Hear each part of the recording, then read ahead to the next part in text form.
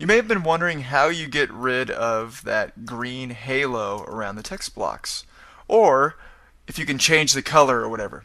In these next few videos, we're going to talk about styling components and how to control the colors and fonts and anti-aliasing of all your components. So let's get started. I'm going to go into my forms file. I'm going to go to the ActionScript layer where I've been applying all my ActionScript and open up the Actions panel.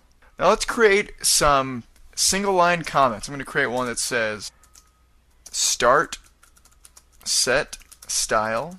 And this is right under the load vars declaration on line 3. I'm going to press enter a few times to create some line breaks, another single line comment, end set style, so I'm going to type in there. And so we'll put all of our style code in there. I'm going to press up arrow, enter a few times, up arrow. Now let's start setting some styles. I'm going to type underscore global.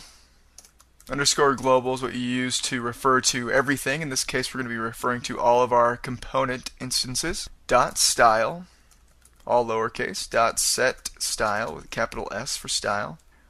Open parenthesis, open quote. Theme color, capital C, close quote. Comma, space, open quote. Halo, all lowercase. I'm going to type orange with capital O. Close quote, close parenthesis, semicolon. Now test the movie and see what happens. If you tab through, notice that the halo is orange instead of green. Pretty rad. Right here you can also type a hexadecimal value. You would do that not inside of quotes, and make sure you start it with 0x. So if I wanted it to be a gray color, I'd type a bunch of 3s or something. So there's a gray outline. Notice it doesn't have like the cool glow effect that the halo one does.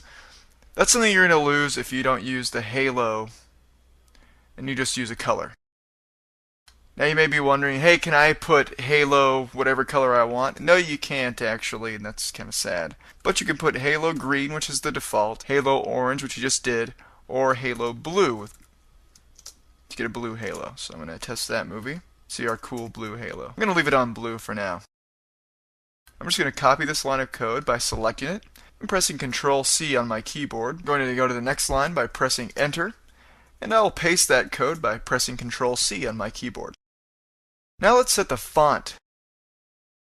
So I'm going to type in where it says theme color. I'm just going to select theme color, leave the quotes there. I'm going to type font family. Capital F for family. And then where it says Halo Blue, I'm going to select that text just within the quotes. Make sure not to select the quotes. And I am going to type Trebuchet space capital M, capital S. So now when I test the movie, it'll be using Trebuchet font. It's probably a little hard to distinguish between the last one that it was using because it was also a sans serif font.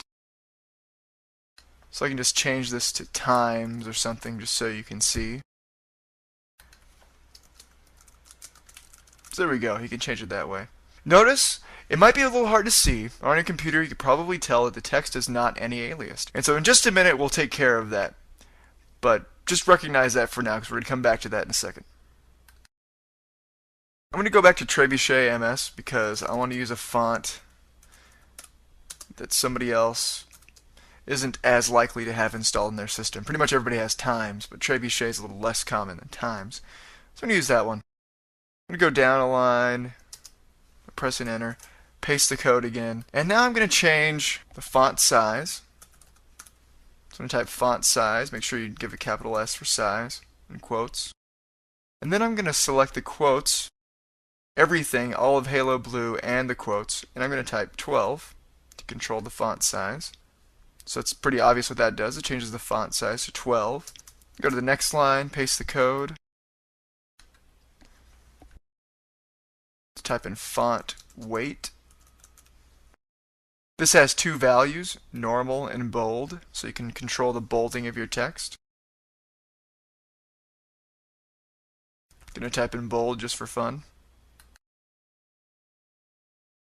Let's go to the next line, paste the code, and let's set the font color. So in the quotes again, I'm going to type color. I'm going to select everything after the comma, including the quotes.